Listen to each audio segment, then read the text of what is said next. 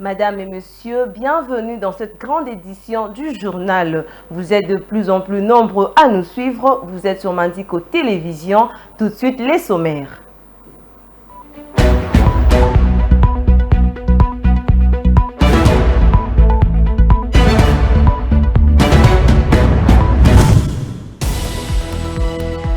La mission d'observation électorale de l'Union européenne a décidé de se retirer du processus électoral de la Commission électorale nationale indépendante en arguant que plusieurs éléments liés à la transparence et à la crédibilité des opérations font défaut. Un réseau de faussaires qui livrait des fausses cartes d'électeurs a été arrêté. L'un des faussaires est un agent du service informatique de la Commission électorale nationale indépendante qui avait comme complices 3 policiers. Leur réseau a été démantelé après une plainte contre un connu de la CENI. Enfin, plus rien ne va entre la CENI et le cardinal Fridolin Ambongo Besungu. La centrale électorale demande à l'ECC de se désolidariser du prélat catholique qu'elle considère contre le processus de manière très dangereuse.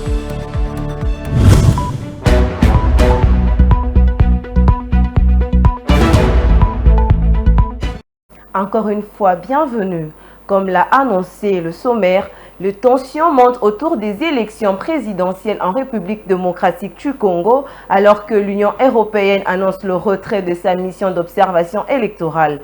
La décision prise après des jours de blocage avec les autorités de Kinshasa soulève des inquiétudes quant à la transparence du processus électoral dans le pays. Viningali Junior.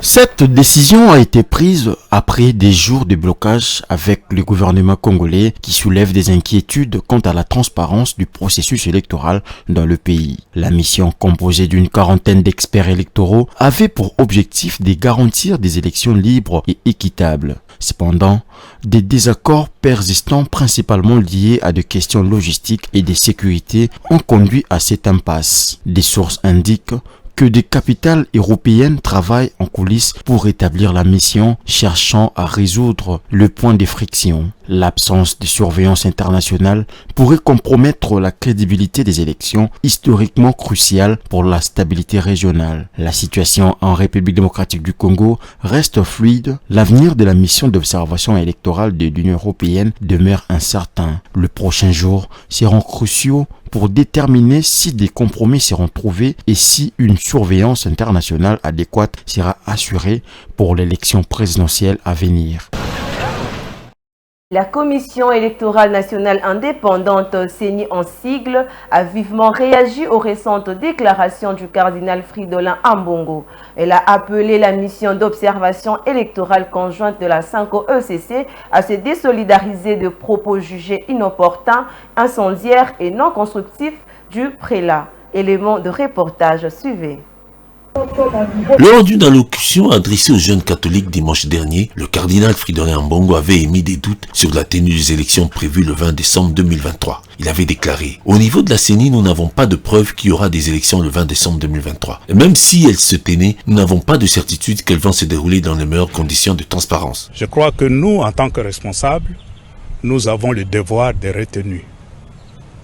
Et ce que je constate de la part des gens de la rue qui passent leur temps à insulter, qui passent leur temps à ridiculiser les autres, ça devient très grave si on trouve ça dans la bouche d'un haut responsable du pays qui, par surcroît, est le ministre de l'Intérieur et le garant de la crédibilité du processus électoral. Considérant ces déclarations comme préjudiciables au processus électoral en cours, la CENI a qualifié les propos du cardinal Ambongo de procès d'intention et a estimé qu'il risque de démobiliser les acteurs impliqués dans le processus électoral. Elle a également évoqué un risque de semer la division et la confusion parmi la population. La CENI a tenu à réaffirmer sa détermination à mener bien son mandat, assurant que tous les efforts sont entrepris pour que les élections aient lieu conformément au délai constitutionnel. Elle a souligné qu'aucun élément tangible ne remet en question la tenue des scrutins combinés le 20 décembre 2023. Il déclaration du cardinal Mbongo risque, selon la CENI, d'impacter négativement la relation de confiance entre la CENI et la mission d'observation électorale conjointe de la CENCO et l'ECC. En réponse, la centrale électorale a appelé cette mission à se dissocier publiquement des propos tenus par le cardinal Mbongo, surtout durant la période cruciale de la campagne électorale où l'influence sur les jeunes électeurs est significative.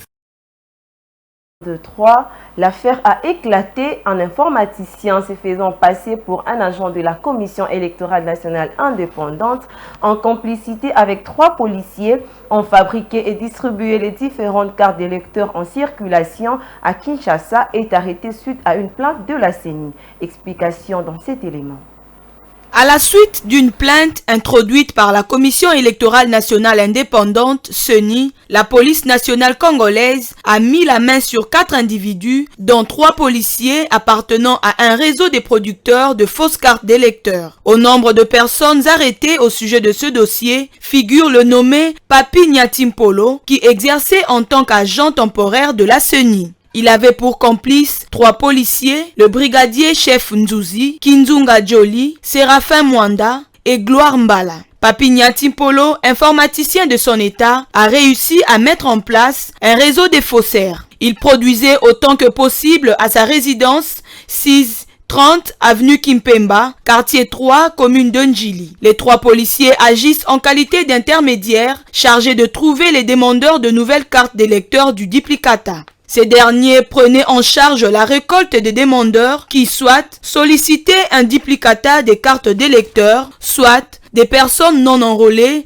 lors de l'opération d'identification et d'enrôlement des électeurs sur les sommes d'argent exigées à leurs victimes. Papi Nyatimpolo percevait 10 000 francs. Aussitôt la demande enregistrée, il livrait la fausse carte au sein même de l'installation de l'antenne identifiée par la CENI. Ces inciviques photographiaient les requérants à l'aide de leur téléphone portable avec leurs identités qu'ils faisaient parvenir directement au chef de la bande, Nyatimpolo, qui disposait de tous les intrants pour reproduire des fausses cartes. Le matériel utilisé par les faussaires est composé de 3 imprimantes utilisées par la CENI en 2017, un ordinateur avec une maquette de la carte d'électeur conçue et préinstallée. Il est important de soutenir que tous ceux qui possèdent ces fausses cartes d'électeurs fabriquées avec les moyens de bord seront incapables de voter le 20 décembre prochain. Nord Kivu, Martin Fayulu Madidi, candidat à la présidentielle du 20 décembre prochain, poursuit son périple dans la partie est du pays pour la 11e journée de sa campagne électorale au Nord Kivu à Butembo ce mercredi 29 novembre. Après son dernier passage à Beni et Wicha, où il s'est interrogé sur l'adhésion de la République démocratique du Congo à l'EAC et promet de sortir le pays de cette organisation. Suivez.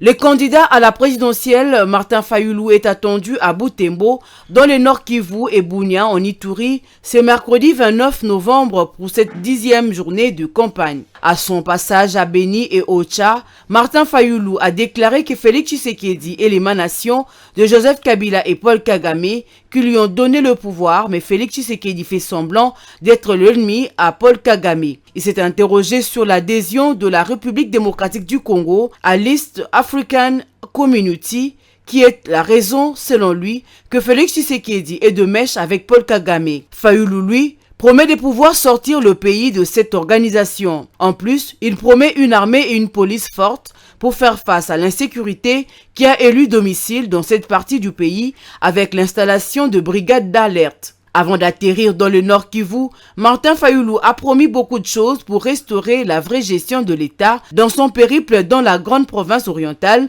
où il est passé par Kisangani, Buta et Isiro. Martin Fayulu avait communié avec la population de Kisangani à qui il a demandé d'aller voter massivement et d'être vigilant dans les bureaux de vote.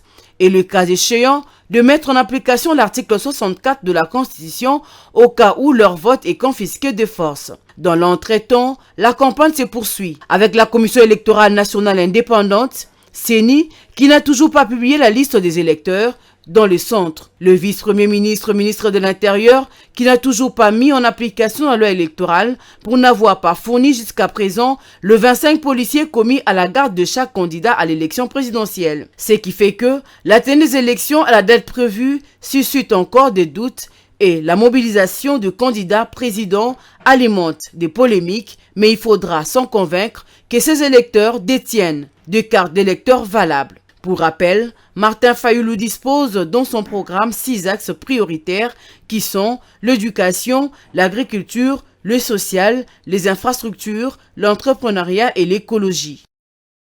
Revenons dans la ville de Kinshasa. Coup d'envoi le mardi 28 novembre 2023 à Kinshasa de la campagne électorale de la candidate à la présidentielle Joël Bilé. La candidate numéro 25 a choisi le stade municipal de la commune de Massina pour lancer sa campagne. Elle est l'une des rares femmes en lice pour la présidentielle du 20 décembre 2023. Joël Bilé prône la République des valeurs. Regardez. Joël Bilé a attendu la deuxième semaine pour officiellement démarrer sa campagne électorale. Au moment où les autres candidats sillonnent l'intérieur du pays, Joël Bilé a choisi le stade municipal de la commune de Massina pour s'adresser à ses électeurs. Parmi les 26 candidats, elle est l'une des rares femmes à briguer la magistrature suprême. Défenseuse de la République des valeurs, elle a invité ses électeurs à voter utile. Il faut donc comme une population évoluée, une population mature. Par repère, ça y est tricolelo et qu'on la passe sinon l'obité. Par repère, ça y est 10 000 francs et qu'on change pas sinon il y a l'obité parce qu'on a la caca na condition à ma baie, on comprend na mutu ya ma baie, à quoi il sous kota la yo awate pour ma camo ils ont la chango awa et talaka bangote. Joël Bilé estime être la mieux placée pour résoudre les problèmes de la population congolaise. L'est de la ville de Kinshasa, où elle s'est rendue le mardi, est en proie au banditisme urbain communément appelé phénomène Kuluna. Joël Bilé a promis d'y mettre fin si elle est élue par les Congolais auprès de qui elle sollicite les voix. 25 numéro 25 na lingi bokanga yango etombe pe bien eza date na ngai anniversaire na botama pe 25 na moni boye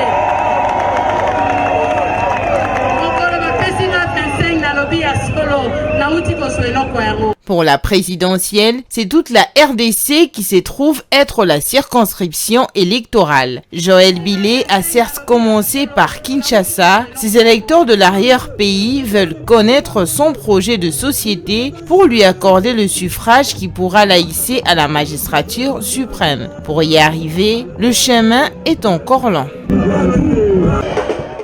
Rendons-nous dans le Bazouélé. Le candidat numéro 20, Félix Tshisekedi, a foulé Bouta dans la province du Bazouélé. Cette étape constitue le long périple du candidat dans le Grand Nord. Vivez l'ambiance de son arrivée en live.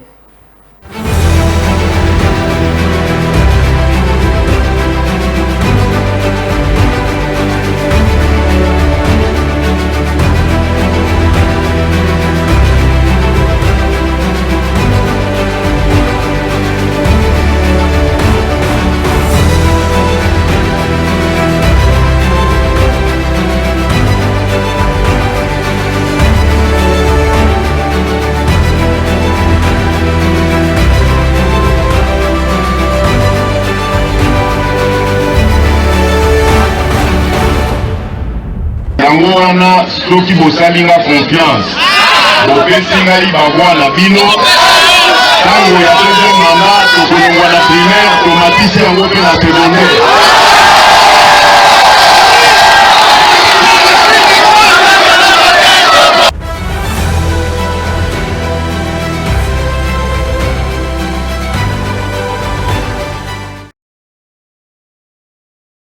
Parti Ensemble pour la République a vivement condamné l'attaque perpétré le mardi dernier 28 novembre contre le convoi de campagne de Moïse Katumbi à Kindu dans la province du Maniema, déplorant le décès tragique de Dido Kakisingi, président de la jeunesse d'Ensemble pour la République. Il aurait été victime de lapidation par des individus présents dans l'enceinte du palais du gouverneur sur le boulevard Joseph Kabila. Suivez. Le décès tragique de Maître Dido Kakisingi, président de la jeunesse d'Ensemble pour la République, avocat au barreau de Maniema et père de 6 enfants, est le pire des cas qu'il fallait éviter pour détendre le climat tendu de la campagne électorale.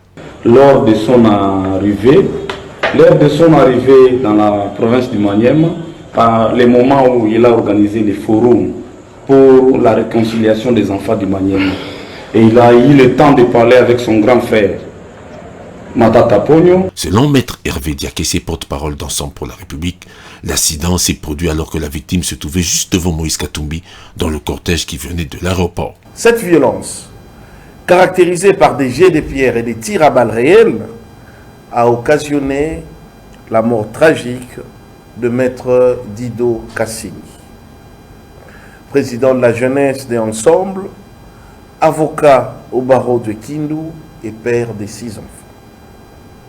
Le corps du disparu est à la morgue de l'hôpital Mapon, où affluent de plus en plus des blessés graves. Parmi ces blessés, on relève les directeurs des campagnes adjoints du Premier ministre Matata Pogno, M. Godard Bilengue, qui a fait l'objet de 6 points de suture au regard des jets de pierre reçus. Des sources concordantes attestent que des assaillants ont lapidé les cortèges depuis l'enceinte de la résidence du gouverneur Idrissa Mangala. Des tirs d'armes à feu ont été entendus de manière régulière pendant cette opération.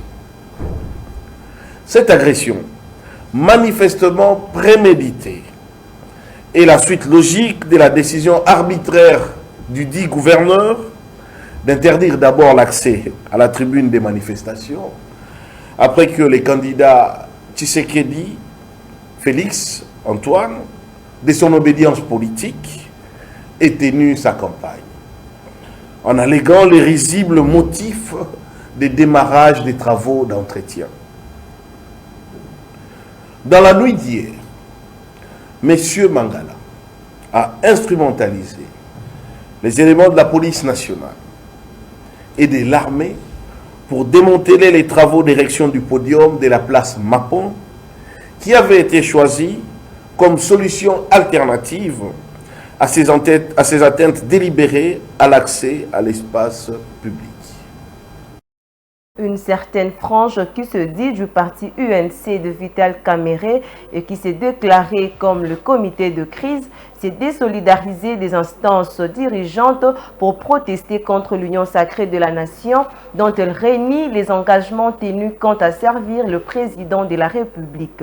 Aussitôt après, Aimé Bojib Sangara, au cadre membre du directoire de l'UNC, a réagi avec un démenti dans un propos pour rétablir la vérité selon laquelle ce comité de crise n'existe pas et qu'il s'agit des usurpateurs que la justice va devoir prendre en charge. Suivez tour à tour le porte-parole de ce comité et le haut cadre de l'UNC.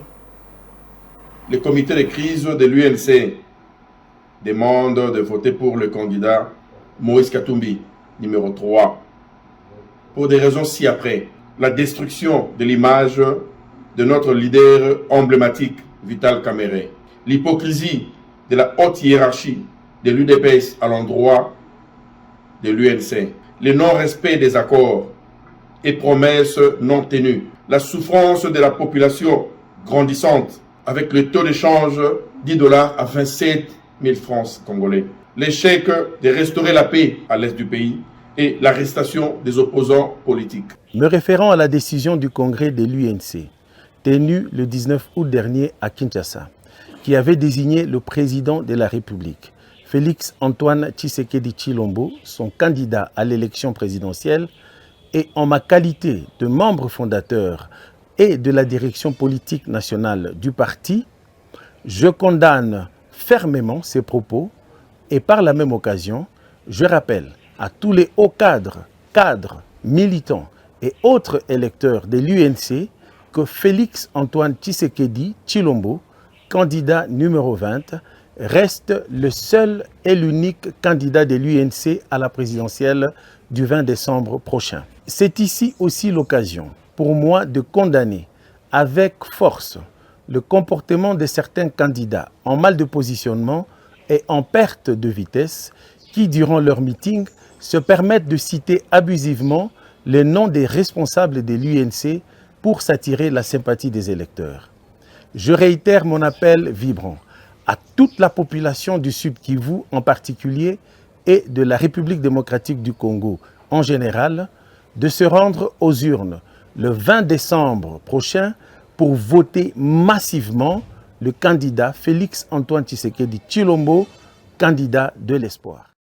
Continuons avec la réaction de Roger Esongo Polo, membre du parti politique Force Patriotique Unie, FPU, en sigle, parti cher à l'honorable Jean-Charles Okoto, Lulakombe Talatala a, au cours d'une interview lui accordée, porté son choix sur le candidat numéro 20 à la présidentielle, à savoir Félix Antoine Tshisekedi, qui incarne le changement. Il a invité également la population à voter Jean-Charles Okoto numéro 108 à la députation nationale de la circonscription de Sankourou.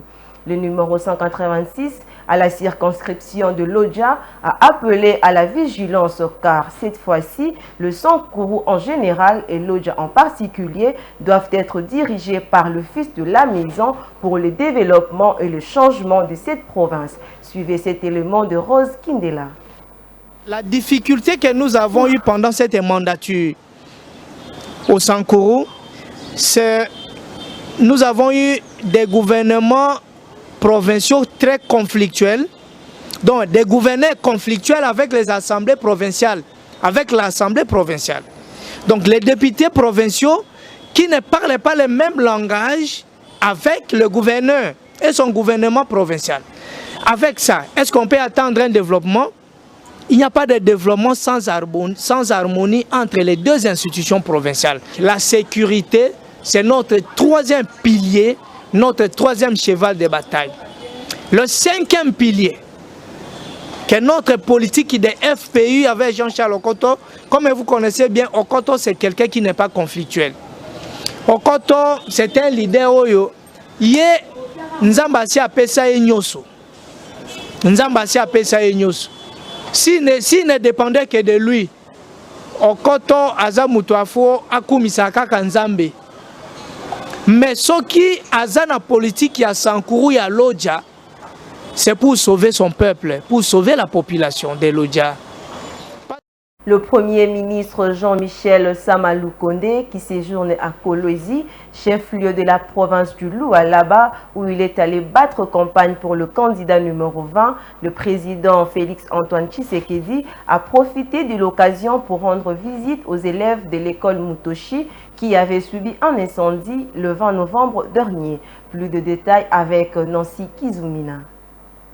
Le Premier ministre Jean-Michel Samaloukonde a profité de son séjour à Kolwezi, chef-lieu de la province du Lualaba, pour rendre visite aux élèves de Mutoshi, l'école qui avait subi un incendie le 20 novembre dernier. Sur place, en qualité d'ancien élève de cette école, le chef du gouvernement a conscientisé les élèves et les a appelés au travail. Vous avez du chemin en étant les meilleurs, parce qu'il n'y a que les meilleurs, ceux qui se donnent le plus, qui pourront faire la différence et y arriver. Et c'est ça, moi, le conseil que je vous donner aujourd'hui. À l'époque, nous tous, nous rêvions d'être à la GECAMIN. J'y ai été et j'ai pu atteindre le plus haut niveau. Ça veut dire que j'ai pu atteindre le poste de DG de la GECAMIN. Et aujourd'hui, je peux être Premier ministre de la République démocratique du Congo. Si je peux l'être, ça veut dire que parmi vous, il y a un qui peut devenir aussi Premier ministre demain. Et le dernier conseil, vous devez prier. Moi, je suis un fervent catholique et je reste toujours dans la prière. Qu'on ne puisse pas venir vous tromper, qu'il y a un autre chemin tortueux qui va vous amener au pouvoir. Sur instruction du chef du gouvernement, toutes les dispositions ont été prises pour doter cette école des nouveaux matériels du réfectoire en remplacement de tous ces calcinés, frigos, congélateurs et aussi un devis pour la construction des nouveaux bâtiments était validé. Pour chuter, une preuve vient de nous tomber sur la table. Barnabé Milinganyo Wimana a quitté la prison centrale de Makala. Il a été libéré hier mardi 28 novembre 2023. Président national du Rassemblement des leaders congolais, il a été condamné à 3 ans de servitude pénale, 2 millions de francs congolais et 10 000 $ de dommages-intérêts le 28 novembre 2020 par le tribunal de grande instance de Kinshasa-Gombe, siégeant en procédure de flagrance. Barnabé Milinganyo Wimana avait été condamné le 28 novembre 2020 à 3 ans de servitude pénale pour menace de mort et offense au chef de l'État. Il s'était illustré sur les plateaux télévisés dans les débats sur la suite à donner aux consultations politiques organisées à l'époque par Félix Tshisekedi. Répondant à la question de savoir s'il n'y a ni coalition ni cohabitation, il a répondu comme suite en lingala. Il y aura peut-être la démission du président. C'est l'unique voie facile. Si le président ne veut pas faire tuer les gens, il faudra qu'il démissionne. Alors, il deviendra sénateur. S'il ne le fait pas, il sera alors tué par balle. Merci de nous avoir suivis. Restez branchés sur Mandiko Télévision. Quant à moi, je vous dis à très bientôt.